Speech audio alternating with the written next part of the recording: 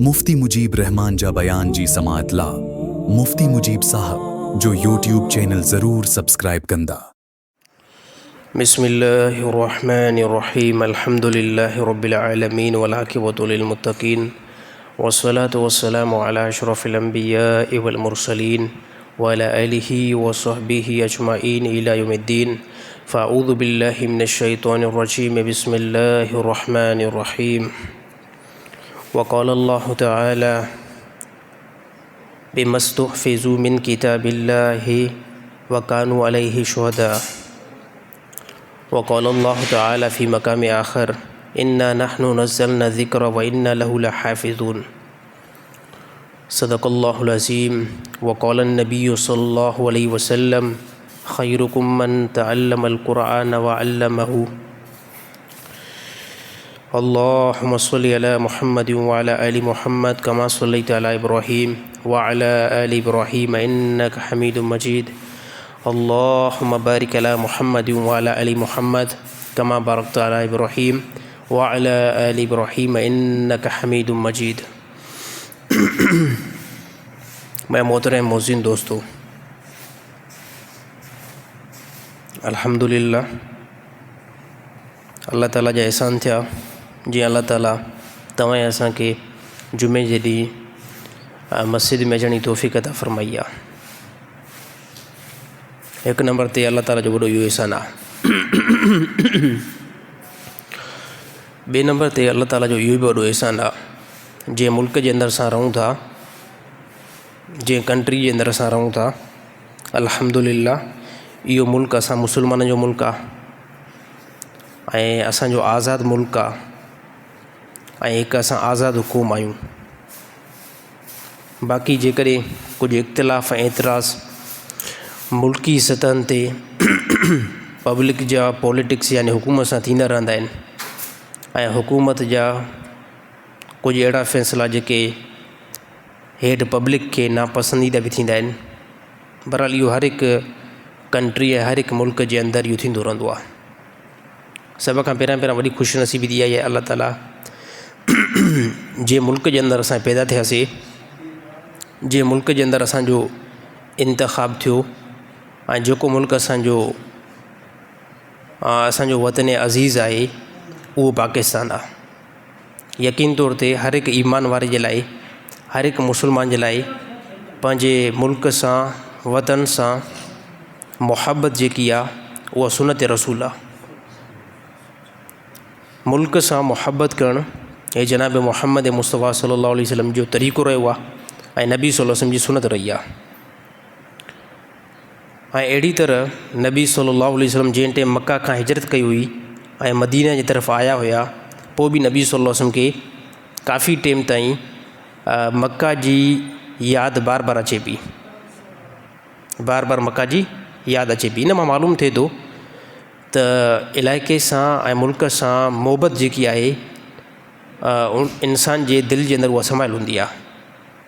ऐं इस्लाम मां असांखे सबूत बि इहो मिले पियो त जंहिं मुल्क जे अंदरि तव्हां रहो था उन जी मुल्क जी दिफ़ा करणी तव्हांजे लाज़िम आहे।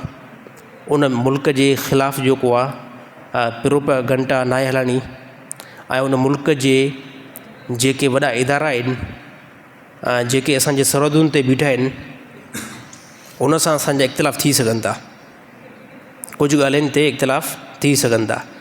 बाक़ी असां उन रिएक्शन जे अंदरि या उन मामलात जे अंदरि असां उनजो इख़्तिलाफ़ ऐं एतिराज़ जेके माज़ी में रहिया आहिनि उहे असां हाणे जेको आहे कंहिं क़िस्म जो कोई बि मुसलमाननि जे मथां हक़ न आहे त पंहिंजी पाक फ़ौज, पाक आर्मी जे मथां उहो कनि। छाजे करे त हिन टाइम मुल्क जेको आहे वॾे मरहलनि खां गुज़रे थो। जो काफ़ी चंद ॾींहं पहिरियां जेको इंडिया जो हमिलो थियो पाकिस्तान जे मथां, जंहिंमें बावलपुर जी मस्जिद सुबहान मस्जिद नालो आहे जंहिंजो, ग़ालिबन अल्लाह ताला कमी पेशी माफ़ु करे, ऐं जेकी हिकु पाकिस्तान जे अंदरि तमामु वॾी मस्जिद आहे उन जे मथां अटैक थियो। उन मस्जिद जो काफ़ी हिसो जेको आहे शहीद थी वियो। उन में काफ़ी तादाद ॿुधाई वञे थी जेकी मीडिया जे एतबार सां 28 मुसलमान उन में शहीद बि थिया आहिनि। ऐं इन खां अलावा ॿियो बि कुझु आहे जेको हिन टाइम मीडिया उनखे शो न कयो आहे। हे हिकु इंडिया जो रिएक्शन आहे। रही ॻाल्हि इहा, हिकिड़ी ॻाल्हि ज़हन में रहणु खपे त इस्लाम जेको आहे जंग खे पसंदि नाहे कंदो, इस्लाम क़त्लो गारत खे पसंदि नाहे कंदो, इस्लाम जेको आहे फ़साद खे पसंदि नाहे कंदो।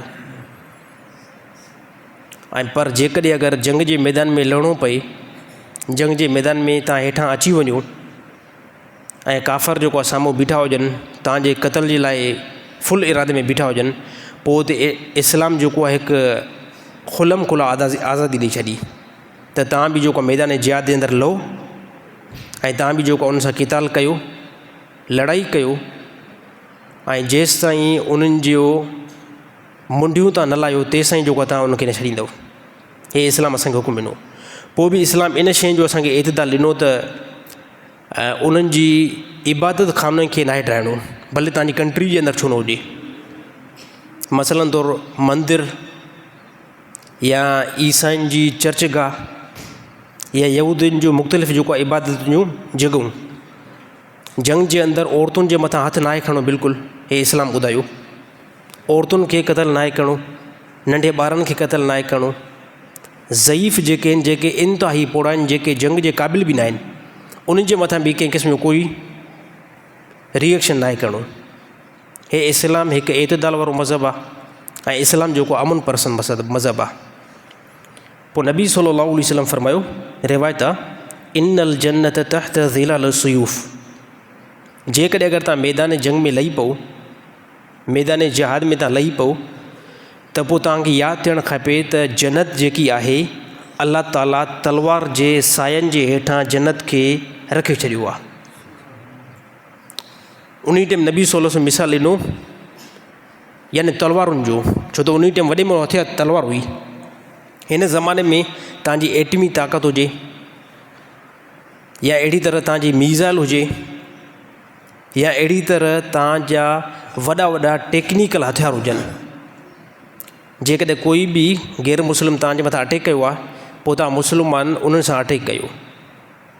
ॾिसो, मुस्लमान जेकॾहिं अगरि बची थो वञे त हे गाज़ी थो थी वञे। अगरि जेकॾहिं मुस्लमान बतो ई न त पोइ सिधो उनखे जेको मक़ाम मिलंदो उहो जन्नत वारो मक़ाम मिलंदो। मुस्लमान जे लाइ यानी बचण बि ख़ुशी जी ॻाल्हि आहे ऐं जेकॾहिं दुनिया खां वियो त बि इंतिहाई ख़ुशी जी ॻाल्हि आहे। ऐं अहिड़ी तरह जन्नत खे हासिलु करण जो हिकिड़ो शॉर्टकट जेको रस्तो आहे उहो जिहाद वारो रस्तो आहे।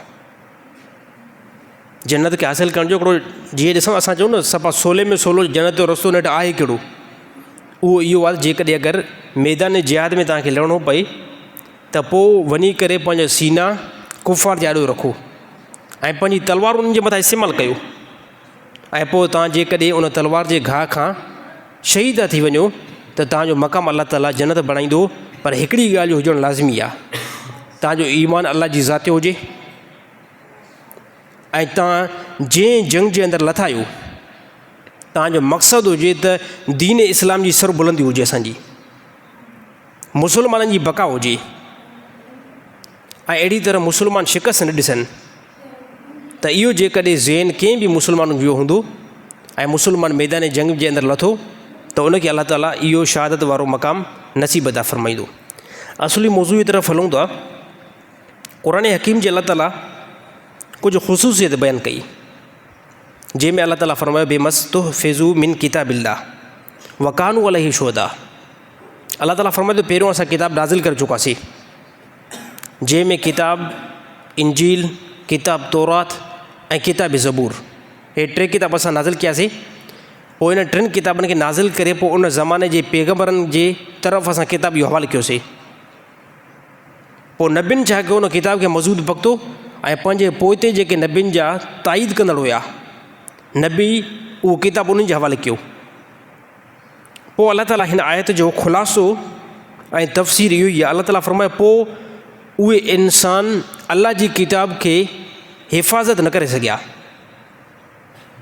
यानी जंहिंमें तौरात, जंहिंमें इंजील, जंहिंमें ज़बूर, अल्लाह ताला ड्यूटी लॻाई इंसाननि जे मथां त हिन जी हिफ़ाज़त कयो। बेमस्तुहफ़िज़ू मिन किताबिल्लाह, अल्लाह ताला निगहबान बणायो उन ज़माने जे इंसाननि खे त हे अल्लाह जो किताबु आहे, हिन जी हिफ़ाज़त कयो। पोइ इन इंसाननि कोशिशि कई बाज़ औक़ात पर अल्लाह जे किताब जी हिफ़ाज़त न करे सघिया। जेका काफ़ी यहूदी, काफ़ी ईसाई क़ुरान हकीम में अल्लाह ताला बाज़ मक़ामात ते फ़रमायो त चंद पैसनि जे करे उन्हनि किताब जा अहकाम चेंज करे छॾिया। अल्लाह ताला फ़रमायो अल्लाह जी किताब जी हिफ़ाज़त न करे सघिया इंसान। वकानू अलैहि शुहदा, अल्लाह ताला उनखे उन किताब जे मथां ख़बरदार बणायो हुयो, शाहिद बणायो हुयो, पर किताब जी हिफ़ाज़त न करे सघिया। पोइ अल्लाह ताला क़ुरान हकीम में ॿिए मक़ाम ते फ़रमायो इन्ना नहनु नज़्ज़लना ज़िक्र व इन्ना लहु लहाफ़िज़ून, बेशक हिकु आख़िरी किताब असां जारी कयो आहे, उन किताब खे नाज़िल त अल्लाह कयो आहे नसीहत जे तौर ते। पोइ अल्लाह ताला ॾिठो त पहिरियों इंसान इन जी हिफ़ाज़त न करे सघिया, त हाणे नबी आख़िरी आहे ऐं तवील अरसो इन किताब खे हलणो आहे, छो त नबी सल्लल्लाहु अलैहि वसल्लम जी ज़िंदगी ऐं क़यामत जो ॾींहुं इहो हिकु वॾो लंबो सफ़र आहे। इन सफ़र जे लाइ किताब जो असुली पंहिंजे मुताबिक़ हुजणु, असुली शिकिल में हुजणु इंतिहाई ज़रूरी आहे, न त इंसान पोइ गुमराह थी वेंदा। पोइ अल्लाह ताला फ़रमायो आख़िरी असां किताब नाज़िल कईसीं जेकी क़ुरान हकीम आहे, उनखे असां नाज़िल कयोसीं इन्ना नहनु नज़्ज़लना ज़िक्र व इन्ना लहु लहाफ़िज़ून, उनखे असां नाज़िल कयोसीं हिकु नसीहत जे तौर ते ऐं पोइ असां उनजी हिफ़ाज़त कईसीं। क़ुरान हकीम खे 1450 साल गुज़री चुका आहिनि, क़ुरान हकीम खे 1450 साल गुज़री चुका आहिनि, पर क़ुरान हकीम जे कंहिं हिकिड़े हर्फ़ जे अंदरि, कंहिं हिकिड़े जुमिले जे अंदरि, कंहिं हिकिड़ी आयत जे अंदरि कंहिं क़िस्म जी कोई बि तब्दीली हिन टाइम ताईं न आई आहे। रीज़न छा आहे? रीज़न इहो ई आहे त इन किताब जी हिफ़ाज़त जेकी आहे उहा अल्लाह रब्बुल इज़्ज़त कई आहे, ऐं जंहिंजी हिफ़ाज़त अल्लाह करे त यकीन तौर ते उनजे अंदरि कंहिं क़िस्म जो कोई बि फेरफार नथी थी सघे। ऐं अहिड़ी तरह हिफ़ाज़त जो असुली जेको मक़सदु आहे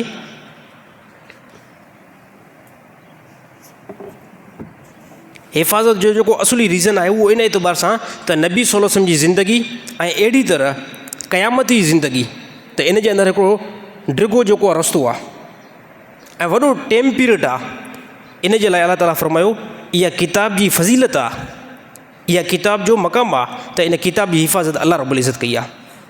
बाक़ी पोइ ते जेके बि किताबूं उनजी हिफ़ाज़त कंहिं क़िस्म जो कोई बि नथी सघी, यहूदी चंद पैसनि जे करे ऐं चंद माल जे करे उनजो अहकाम जेको टोड़े छॾियो। त सर हे क़ुरान हकीम जी फ़ज़ीलत आहे त क़ुरान कंहिं बि ज़माने जे अंदरि तब्दील नाहे थींदो। हिकु असांजो वाक़ियो जेको आहे ॿारनि जे इलाइक़नि जे अंदरि ऐं बाज़ो को जाइल माण्हू उनखे ज़्यादा खणंदा आहिनि। हिकिड़ो वाक़ियो मां इहो ॿुधुमि, उन वाक़े जे अंदरि इहा त यार हिकिड़े बंदे नाक जो जेको आहे कसम खणे पियो, नाक जो कसम खणे पियो, त उनखे हिकिड़ो जेको आहे मौलवी आम हुयो, उन चयो त यार हिनखे मस्जिद जो क़ुरान ॾियणो आहे, पर जेको क़ुरान मां चवंदुमि उहो हिनखे ॾींदासीं, जेको क़ुरान मां चवंदुमि उहो हिनखे असां ॾींदासीं। त सर चयूं ठीकु आहे, जेको क़ुरान साईं तव्हां चओ त उहो ॾींदासीं। पोइ मौलवी साहिब साईं क़ुरान मस्जिद चेक करे पियो त ॾिसो हिनखे क़ुरान नेठि ॾियूं त ॾियूं कहिड़ो। पोइ हिकिड़ो क़ुरान खोलियईं, ॿियो क़ुरान खोलियईं, टियों क़ुरान ॾिसूं त हिनखे क़ुरान नेठि ॾियूं कहिड़ो। पोइ अची करे मौलवी साहिबु हिकिड़ो क़ुरान हिनखे हथ में ॾिनो, भाउ हिन खे खण, मथे ते खण ऐं कसम खण त फिलाणी शइ तूं कई आहे न कई आहे। त उहो फौरी तौरु क़ुरान जेको आहे मथे ते रखे करे ऐं चवंदा हीअ फिलाणी शइ मां कई न आहे। मस्जिद खां जीअं निकितो त उन टाइम ई मरी वियो, मस्जिद खां जीअं निकितो त पोइ उन टाइम मरी वियो। पोइ उन मौलवी साहिबु ॻाल्हि इहा कई त मौलवी साहिब खां नेठि पुछा कयो वियो, मौलवी साहिब खां पुछा कयो त यार मौलवी साहिबु तूं क़ुरान हिनखे चेंज करे ॻोल्हे छो ॾिना। त पोइ मौलवी साहिबु चयो त मां जीअं जो क़ुरान खोलियां पियो न, मां जीअं जो क़ुरान खोलियां पियो त पोइ हिकिड़े क़ुरान ॿुधाए पियो त हिन खां मां इंतकाम वठंदुमि महीने खां पोइ, हिन खां मां इंतकाम वठंदुमि साल खां पोइ, हिन खां मां इंतकाम वठंदुमि यानी चंद घंटनि खां पोइ। त मां चवां पियो अहिड़ो क़ुरान मिले जेको हिनखे फौरी तौरु रिएक्शन करे। पोइ हिकिड़ो क़ुरान जीअं जो खोलियुमि, कलमी क़ुरान हुयो, उनखे जीअं जो खोलियुमि न, उन जो मां हिनखे एट ए टाइम हिते पकड़ कंदुमि। अॼु सखी थी वियो छा मुस्लिम वाला बराबरि। पोइ उहो क़ुरान चइबो मां हिन फौरी तौरु हिते जेको रिएक्शन कंदुमि, त मां उहो क़ुरान जेको आहे फौरी तौरु ॾिनोमांसि ऐं फौरी तौरु क़ुरान खे रिएक्शन कयो। इहा ॻाल्हि बिल्कुलु ग़लति आहे, इहा ॻाल्हि बिल्कुलु ग़लति आहे। कहिड़े एतबार सां ग़लति आहे त माना जेके पोइते क़ुरान पिया आहिनि उन क़ुरान जे अंदरि तासुर घटि आहे।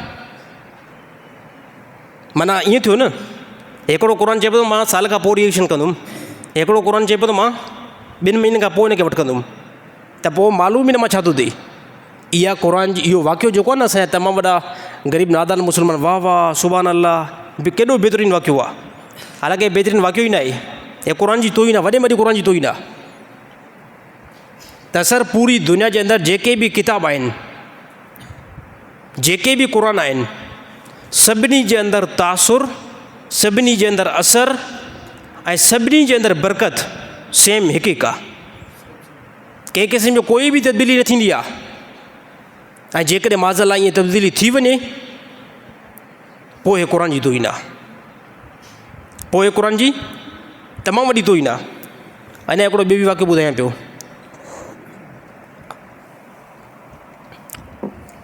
असांजे जाइल मुस्लमाननि जे अंदरि हिकिड़ो ॿियो बि आहे त फ़िलाणे इलाइक़े में क़ुर शरीफ़ लथो आहे। कहिड़ो क़ुर शरीफ़ लथो आहे? कलमी क़ुर लथो आहे। असर छा आहे? बाबा जेकी दुआ घुरो फौरी तौरु क़बूल, जेकी दुआ घुरो फौरी तौरु क़बूल। अब किथे लथो आहे? फ़िलाणी जॻह ते, उते लथो आहे।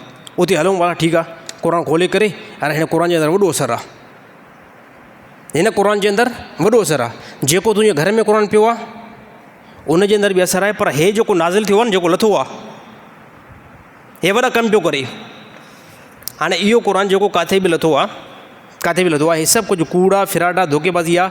मां कसम खणी करे मिंबर ते ॻाल्हि कयां थो, हे धोखो ऐं फिराडा। क़ुर हिकिड़ी जॻह खां मुंतक़िल थी करे उॾी करे ऐं ॿी जॻह ते लहंदो ई न आहे। दावा सां थो ॻाल्हि कयां, ॻाल्हि रिकॉर्ड थिए थी। अगरि कंहिंजे पीउ में हिमत आहे हिन ॻाल्हि खे ग़लति करे। इहो क़ुर सिर्फ़ु जेको आहे सिंध जे अंदरि माज़अल्लाह उॾे थो, इहो दुबई जे अंदरि कॾहिं न उॾियो आहे। शेखनि कॾहिं न ॾिठो, अरबन कॾहिं न ॾिठो त इहो क़ुर परवासे थो, हिकिड़ी बिल्डिंग खां निकिरी करे ॿी बिल्डिंग में पवे थो। कॾहिं बि कंहिं न्यूज़ न ॿुधायो। सऊदी अरब जे अंदरि कॾहिं इहो वाक़ियो न थियो। ॿाहिरि मुल्क जे अंदरि कॾहिं बि इहो वाक़ियो ॿुधण में न आयो।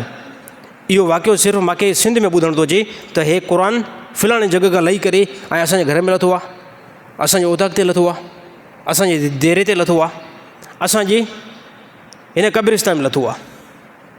असांजा नादान माण्हू, जाइल माण्हू वेंदा, ॿाहूं ॿुधंदा ऐं उते इबादत शुरू करे छॾींदा। साईं हे क़ुर वॾी पुॼाए पियो। जेकॾहिं इहो क़ुर वॾी पुॼाए पियो ऐं मस्जिद वारो चए उहो बि आहे, पर हे वधीक थो पुॼाए। अलाह जो कसम आहे, क़ुर जे मथां वॾी तोहीन आहे, तोहीन आहे वॾी। उन क़ुर हकीम जे अंदरि ऐं मस्जिद वारे क़ुर हकीम जे अंदरि अलाह जो कसम आहे, कंहिं क़िस्म जो कोई बि फ़र्क़ु न आहे।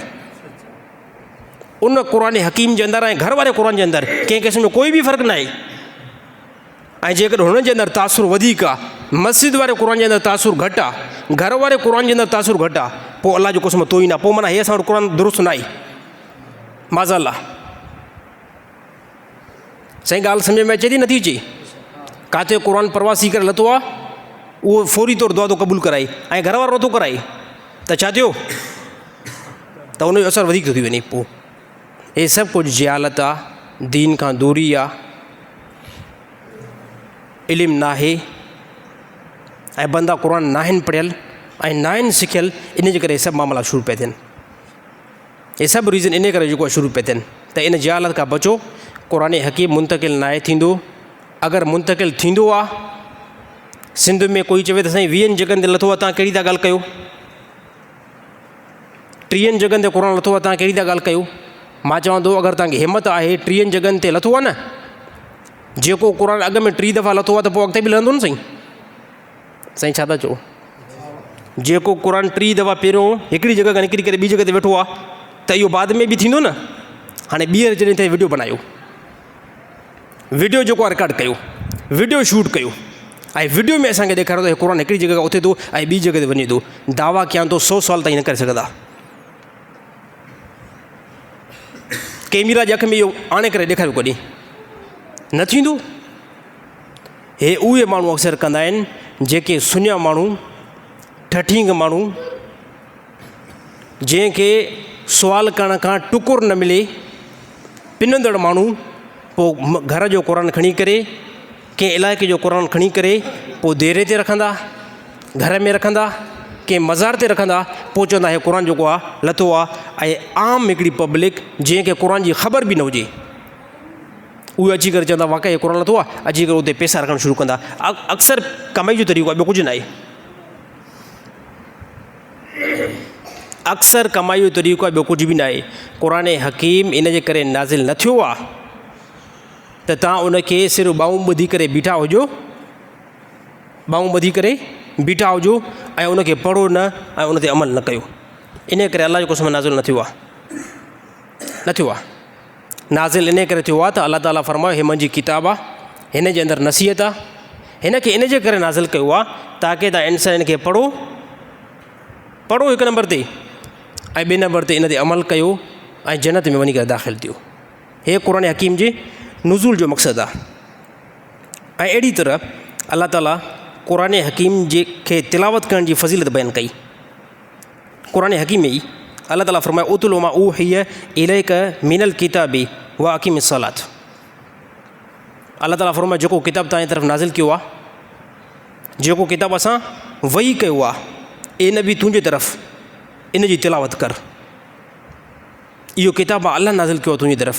हुकुम नबी किया, हुकुम नबी किया, नबी जे ज़रिए सां पूरी उम्मत खे अलाह ताला हुकुम ॾिनो आहे। हे हुकुम आम आहे, हे ईअं न आहे त नबी सां ख़ासि आहे। हुकुम नबी खे थिए पियो, पर नबी जे ज़रिए सां पूरी उम्मत खे थिए पियो। नबी जे ज़रिए सां पूरी इंसानियत खे हुकुम थिए पियो त तव्हां मुस्लमान आहियो, किताब खे पढ़ो। अगरि न पढ़ंदव पोइ तव्हांखे बरकत हासिल न थींदी ऐं अहिड़ी तरह तव्हांखे सम्झ जेको हासिल न थींदी, तव्हांखे ख़बर न पवंदी त अलाह जो कलाम असां सां छा थो मुतालबो करे। पढ़ण में फ़ाइदो आहे, जेतिरो पढ़ंदव क़ुर जी गहराई मिलंदव ऐं ओतिरो तव्हांजो अक़ुल ऐं शऊर वधंदो वेंदो ऐं तव्हां अलाह जी ज़ात जो तारीफ़ करे सघंदव। जेको बंदो इल्म खां ऐं हदीस खां परे रहियो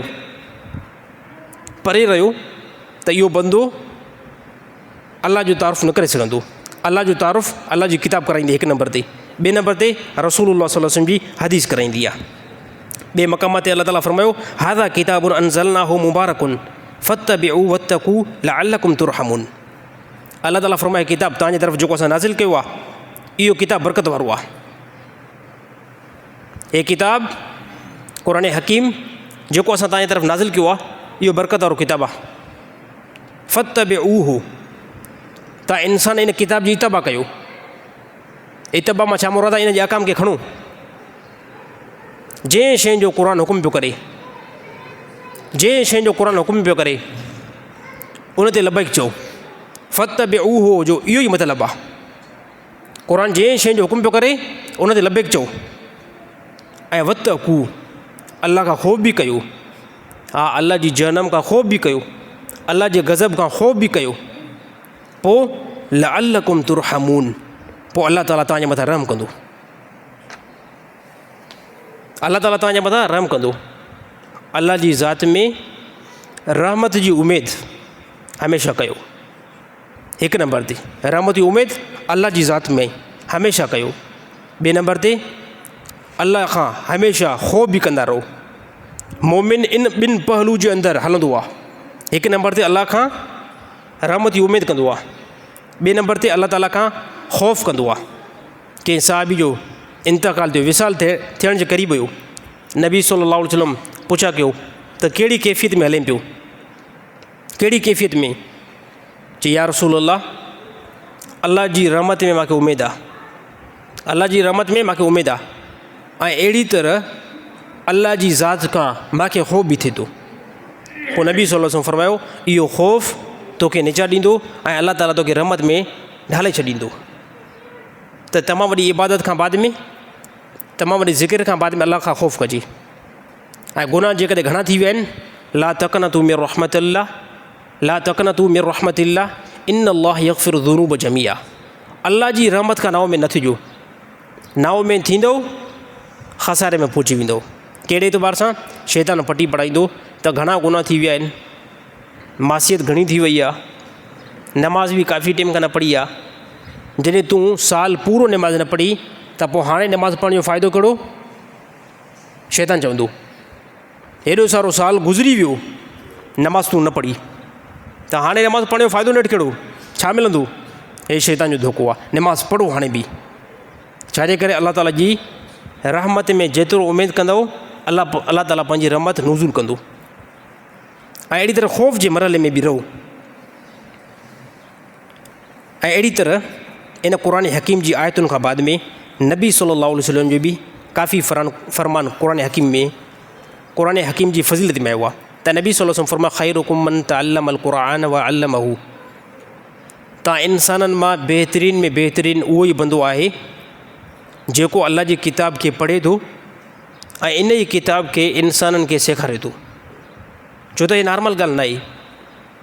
कोई बंदो तव्हांखे डॉक्टरी सेखारे, कोई बंदो तव्हांखे इंजीनियरिंग सेखारे, उनजो तालुक़ु दुनिया ताईं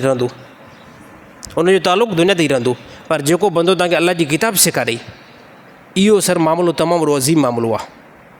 इन जी बरकत ॿिए मक़ामात ते अहादीस में आयूं त क़यामत ॾींहुं हिकु बंदे खे हुकुम कयो वेंदो अल्लाह जी तरफ़ां त क़ुर जो केतिरो हिसो तोखे यादि आहे, त पोइ कंहिं बंदे खे दुनिया जे अंदरि हिकु सीपारो यादि हूंदो, कंहिंखे 2 सीपारा, कंहिंखे मुकमल क़ुर बि जेको यादि हूंदो। त पोइ अल्लाह ताला हुकुम कंदो त पहिरीं आयत खां पढ़णु शुरू कर, ऐं जॾहिं तुंहिंजी आख़िरी आयत पहुचे जन्नत में उहो तुंहिंजो मक़ाम आहे। सही ॻाल्हि सम्झ में आई?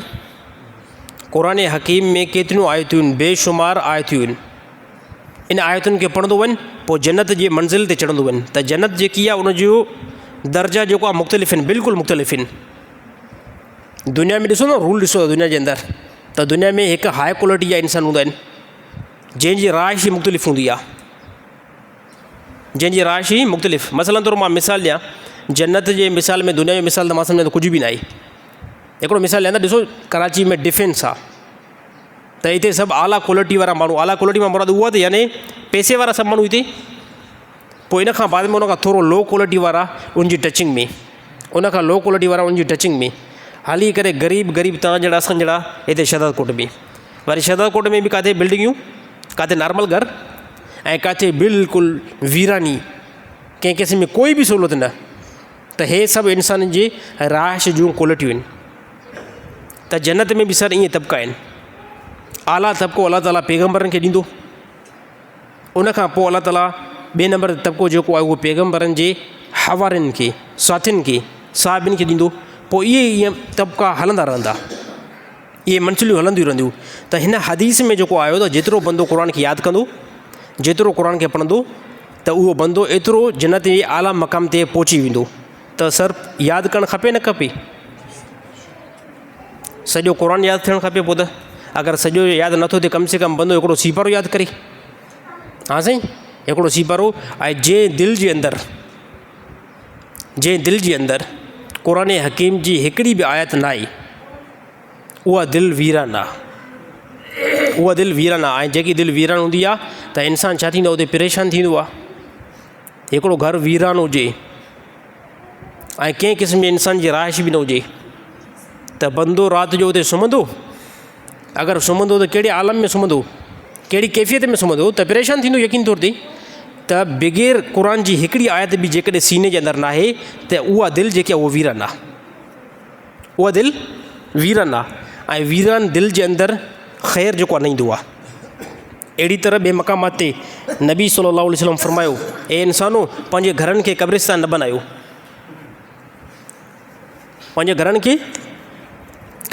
बनायो, त क़ब्रिस्तान बनाइण मां सावा पुछो यार रसूल मतिलबु छा आहे?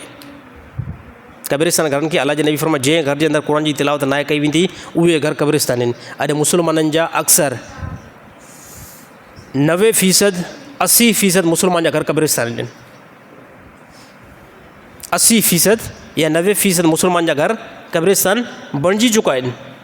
ऐं पोइ उन घर जे अंदरि तव्हांजो झेड़ो न थिए, लड़ाई न थिए ऐं सुकून हुजे, सुकून सर न ईंदो। नबी जी हदीस जे मुताबिक़ अल्लाह जे नबी फरमायो घरनि खे क़ब्रिस्तान न बनायो। अगरि घरनि खे क़ब्रिस्तान था बनायो त घरनि जे अंदरि शयातीन ईंदा। ऐं पोइ नबी सल्लल्लाहु अलैहि वसल्लम इन ई हदीस जे अंदरि अल्लाह जे नबी फरमायो शयातीन खे भॼाइण जो हिकिड़ो तरीक़ो आहे। अल्लाह जे नबी फरमायो सूरत बक़रा, घर जे अंदरि कंहिं बि बंदे जे घर जे अंदरि शयातीन जिन्नात जो को असरु आहे। नबी जी हदीस जे मुताबिक़ सूरत बकरा पढ़णु शुरू कयो। सूरत बकरा पढ़णु शुरू कयो, इंशाअल्लाह उहो शयातीन वारो असरु ख़तमु थी वेंदो ऐं घरनि जे अंदरि सुकून अचणु शुरू थी वेंदो। त हे हर हिकु क़दम ते नबी सल्लल्लाहु अलैहि वसल्लम रहनुमाई फरमाई आहे।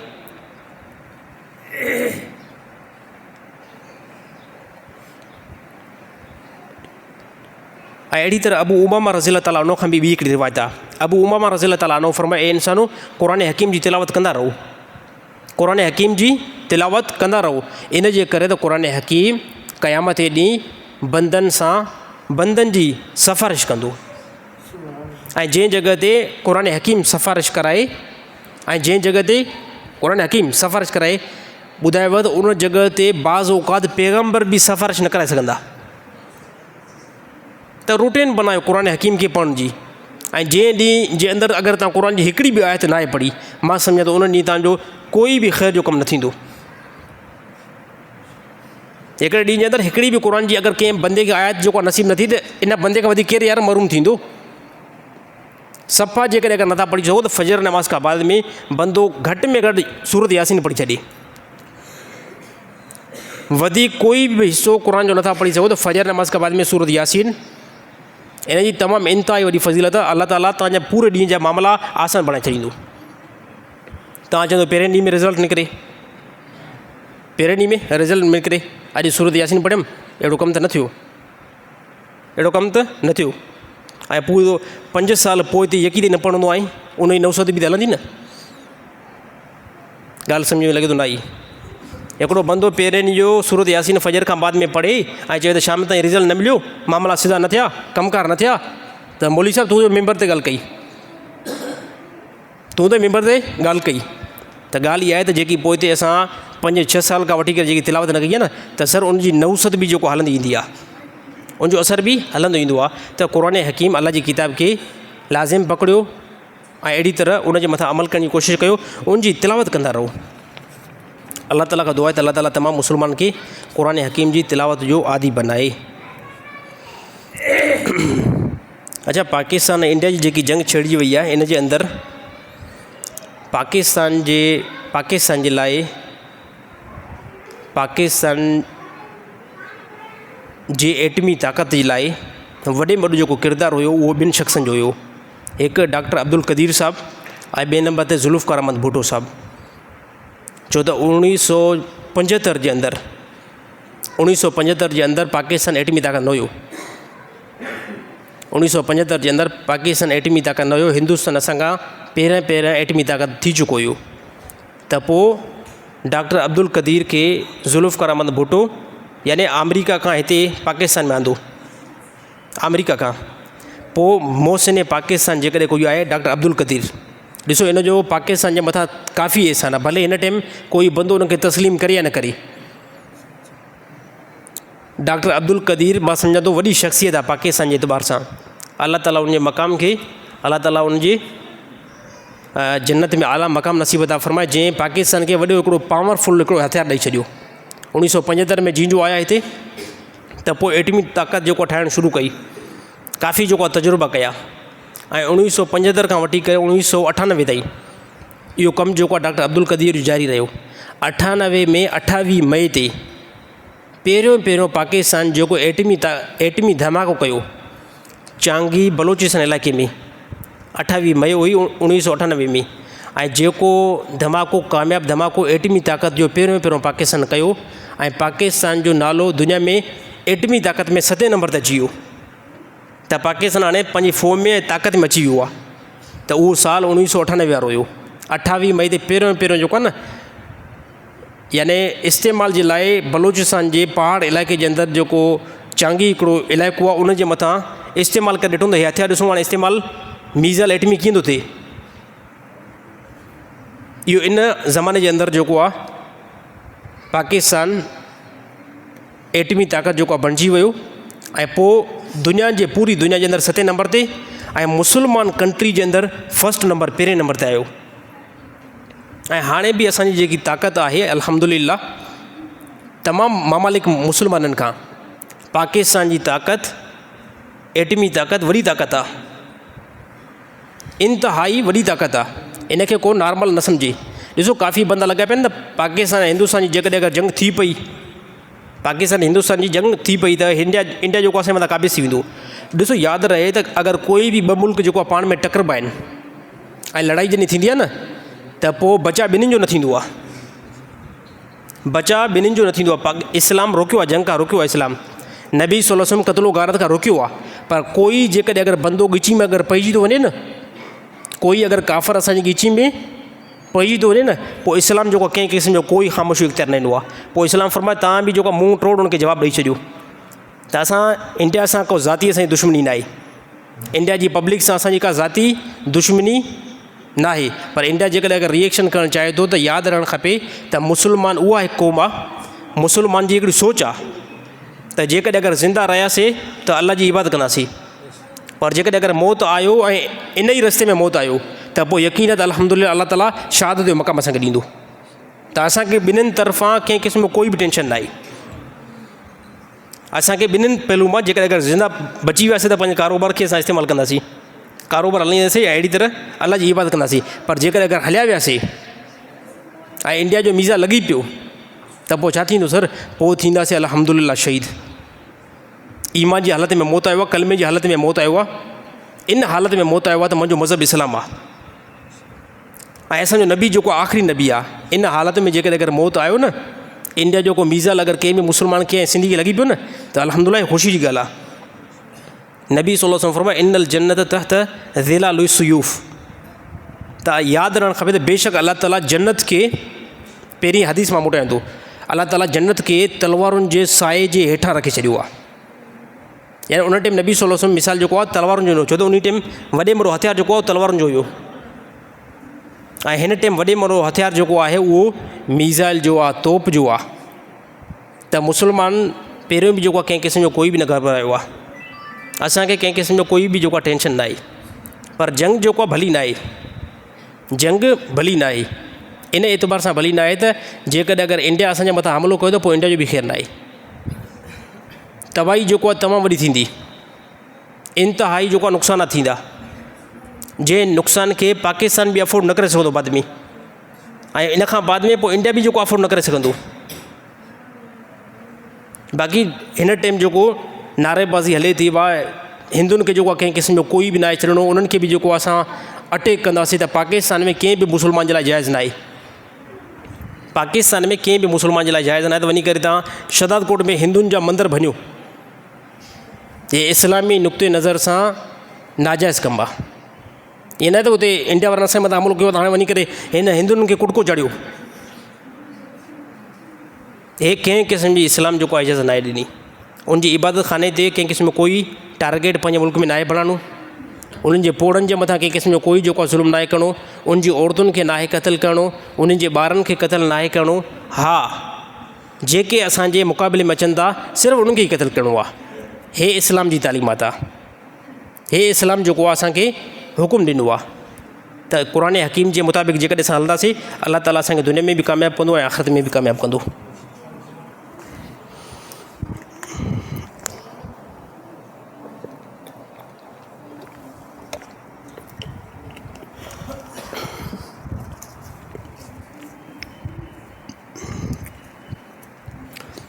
साईं असांजे इलाइक़े में अगरि फोतगी थींदी आहे त उनखे दफ़न करण खां बाद में तक़रीबन माण्हू 2-3 कलाक उन क़बर जे मथां वेहंदा आहिनि। उहो अमल कीअं आहे? अच्छा, यादि रहणु खपे त बंदो जेकॾहिं मरी वियो आहे, इंतकाल करे वियो आहे या अहिड़ी तरह ॿिए कंहिं वाक़े सां उनखे मौत आयो आहे त पोइ उनखे दफ़न करण खां बाद में कोई बि इलाइक़े में अगरि बंदो कोई बि उनजा रिश्तेदार 2 घंटा या 3 घंटा क़बर जे मथां वेहंदा, इहो मुस्तहब अमल आहे। इहो छा आहे? इहो मुस्तहब अमल आहे। नबी सल्लल्लाहु अलैहि वसल्लम फरमायो पंहिंजे रिश्तेदारनि मां आम हदीस आहे, कोई बि अगरि बंदो इंतकाल करे वञे त उनखे दफ़न करण खां बाद में एतिरो टाइम उन क़बर जे मथां वेहंदा कयो, एतिरो टाइम उन क़बर वारे जे मथां वेहंदा कयो जेतिरे टाइम में उठ खे ज़िबह करे उन गोश्त खे तक़सीम कयो वेंदो आहे। इहो कहिड़े एतबार सां? इहो इन एतबार सां तव्हां उते वेही करे उनजे लाइ दुआ इस्तग़फ़ार कयो, छाजे करे क़बर में लथो आहे, इन जो इब्तिदा वारो मरहलो आहे, ताकी हे पंहिंजा सुवाल जवाब ॾेई सघे त एतिरो टाइम क़बर जे मथां मसलन तौरु अबो मरी वियो आहे, घरवारी इंतकाल करे वई आहे, मां इंतकाल करे वई आहे त पोइ नौजवाननि जे लाइ बहितर आहे, मुस्तहब अमल आहे त पोइ अबे जे क़बर ते 2-3 घंटा तक़रीबन उठ के ज़िबह करे उनजो गोश्त तक़सीम करण में 2.5-3 घंटा लॻी वेंदा आहिनि। 2-2.5 घंटा क़बर जी सिरांदी खां वेहणु हे मुस्तहब अमल आहे। वेहण में छा करिणो आहे? दुआ इस्तग़फ़ार करणी आहे, या अल्लाह हिन जे लाइ क़बर में आसानी मामिलो था फरमा, उन जे लाइ इस्तग़फ़ार करणु, उन जे लाइ क़ुर जो कुझु हिसो पढ़णु, हे नबी सल्लल्लाहु अलैहि वसल्लम खां साबित आहे। बाज़ औक़ात सहाबा बि इहो अमल कयो आहे, सहाबा बि अमल कयो आहे। बाक़ी इन खां अलावा ॿियो जेको क़बर ते आज़ान बाज़ान ॾिनी वेंदी आहे त हे अहादीस खां किथे बि साबित न आहे।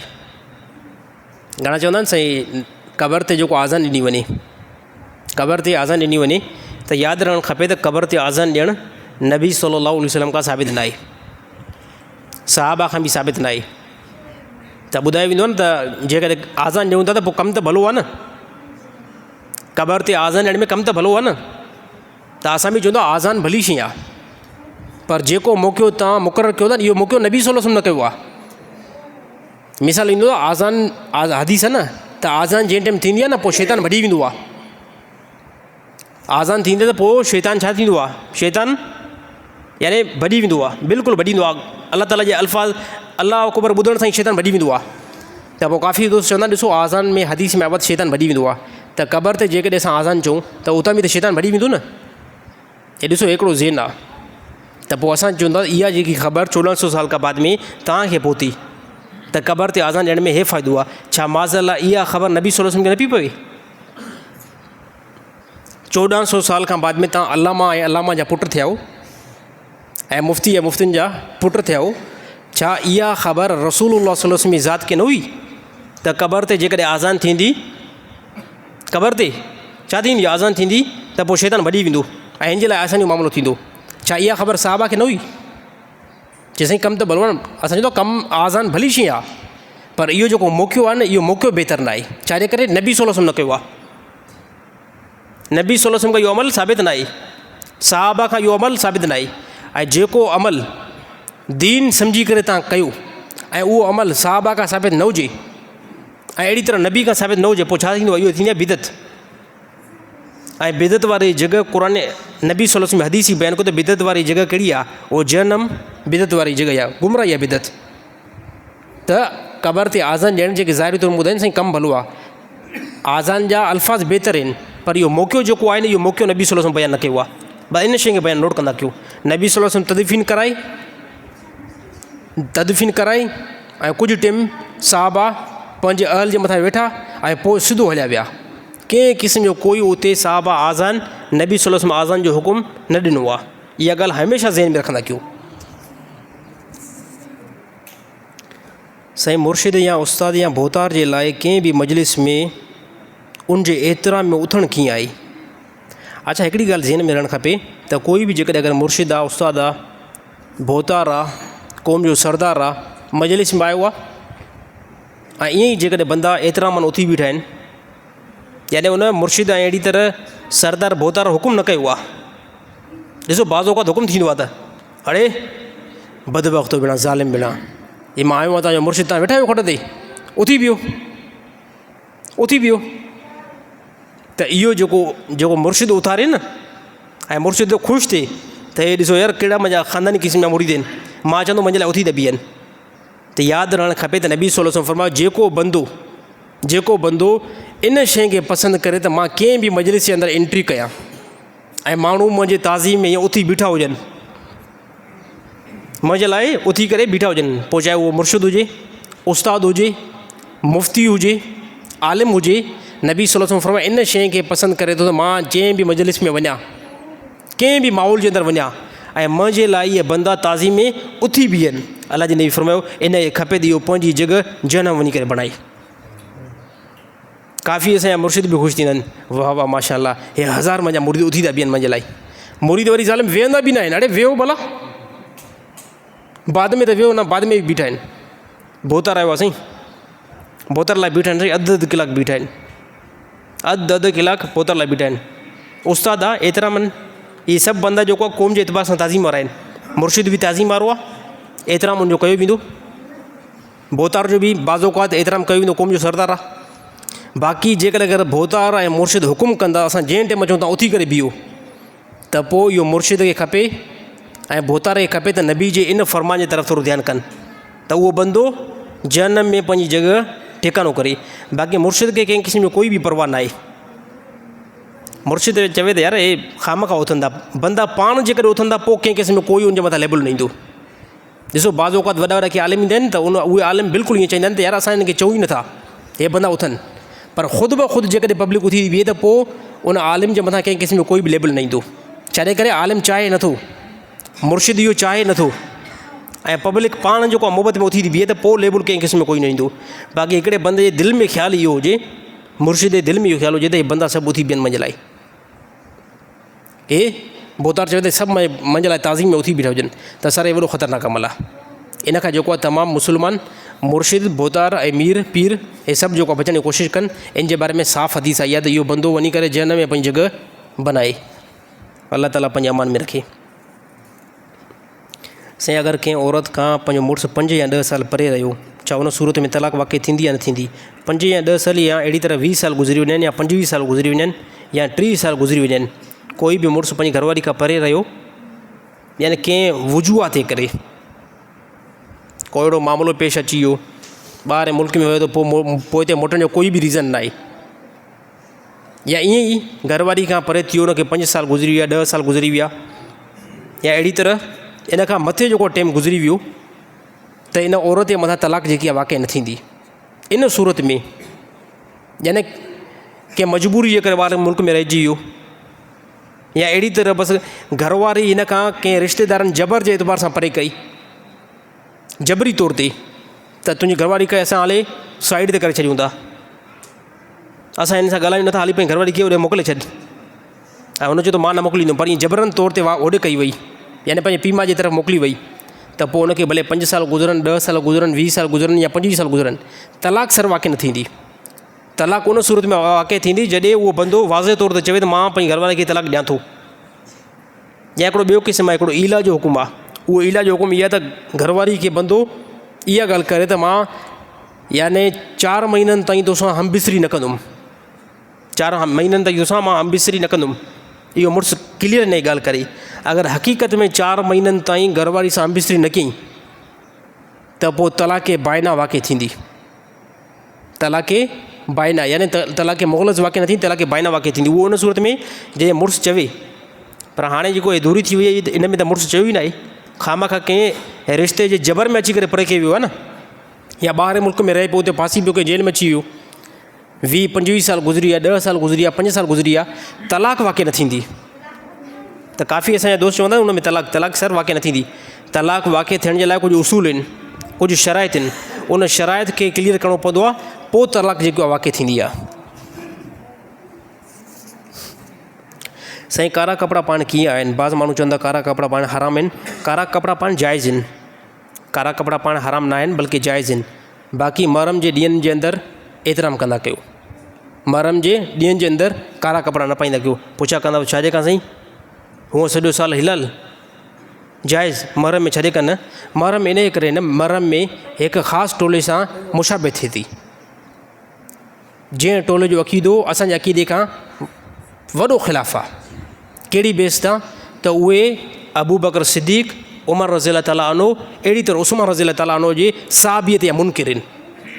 ऐं अबू बकर अहिड़ो हिकु साहबी आहे नबी जे तमामु साहबा मां, अहिड़ो साहबी आहे जंहिंजो ईमान ठोस क़ुर मां साबित आहे। पूरो मुकमल जेको ईमान आहे न अबू बकर सिद्दीक़ जो क़ुर मां साबित आहे। इज़ यक़ूलु लिसाहिबिही ला तहज़न इन्नल्लाह माना, नबी गार में गॾु मौजूदु हुया। अबू बकर सिद्दीक़ फरमायो या रसूल अल्लाह, ख़ौफ़ थिए थो त दुश्मन अची करे हमलो न कनि, त पोइ अल्लाह ताला फरमायो, नबी फरमायो ए अबू बकर सिद्दीक़, हालांकि नबी फरमायो पंहिंजे दोस्त खे, नबी फरमायो पंहिंजे दोस्त खे त कंहिं क़िस्म जो कोई गम न कर, असां सां अल्लाह गॾु आहे। जंहिंखे अल्लाह नबी जो दोस्त चवे त उनजो ईमान किथां साबित आहे? उनजो ईमान क़ुर खां साबित आहे।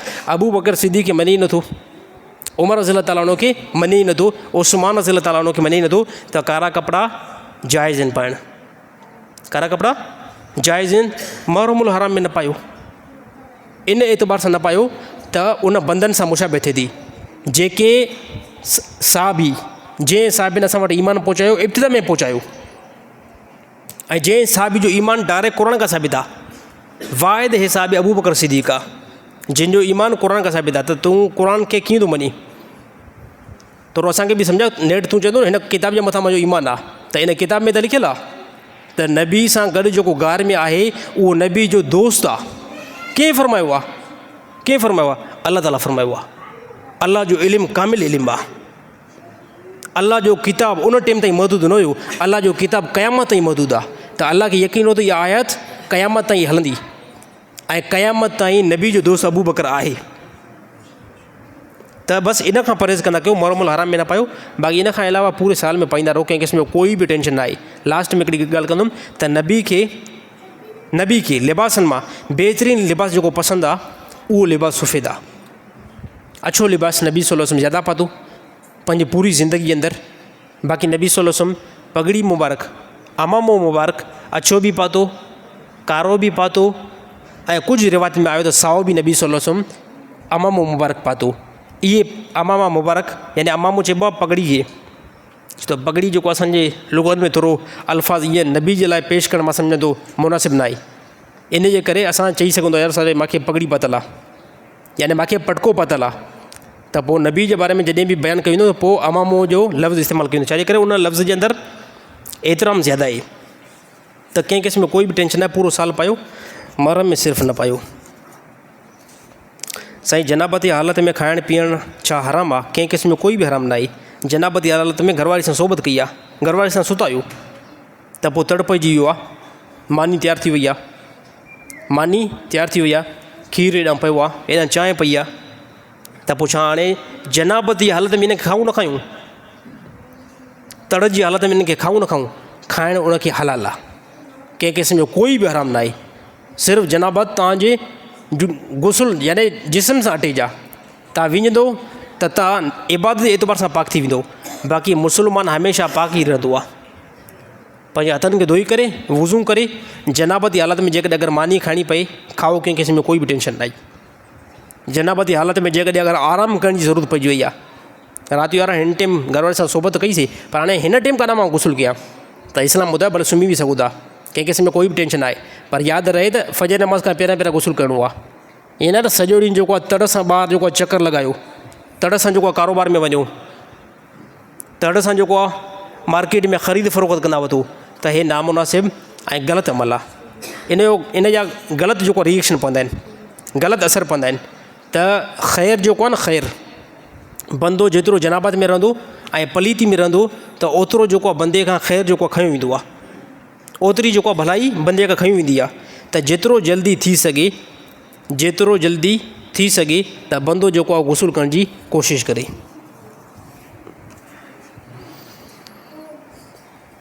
साईं इंडिया ऐं पाकिस्तान जी अगरि जंग थी वई त पोइ छा थींदो कुझु बि न थींदो वधि में वधि मुस्लमान जेकॾहिं अगरि हलिया विया त मुस्लमान शहीद थींदा ऐं इंडिया वारा जेकॾहिं मरी विया त सिधो जन में वेंदा एतिरो ई कमु थींदो बाक़ी यादि रहणु खपे त इंडिया जेकॾहिं हमिलो कयो बि सही न पोइ इंडिया बि जेको आहे सुकून सां सुम्हंदो न हिन टाइम तव्हां चओ था न सिर्फ़ु पाकिस्तान खे लाइ टेंशन आहे सिर्फ़ु पाकिस्तान खे टेंशन आहे अलाह जो कसम असांखां वधीक टेंशन उन्हनि खे आहे असांखां वधीक टेंशन उनखे आहे असांजी क़ौम असां अल्हम्दुलिल्लाह हे ॾिसो हे ईमानी हिकिड़ो जज़्बो आहे हे ईमानी जज़्बो आहे त जेकॾहिं अगरि पाकिस्तान जे मथां कंहिं बि हमिलो कयो त पाकिस्तान सर लोकल मुल्क न आहे पाकिस्तान लोकल मुल्क न आहे पाकिस्तान को इराक़ न आहे या पाकिस्तान ॿी का नॉर्मल कंट्री न आहे पाकिस्तान जे मथां अगरि जंहिं बि हमिलो कयो त पोइ असां उन दुश्मन जे जिस्म खे बि सुञाणूं था उनजी मुंडी खे बि असां सुञाणूं था ऐं उनजे रगुनि खे बि असां सुञाणूं था हा पोइ असां चुप करे थोरी वेंदासीं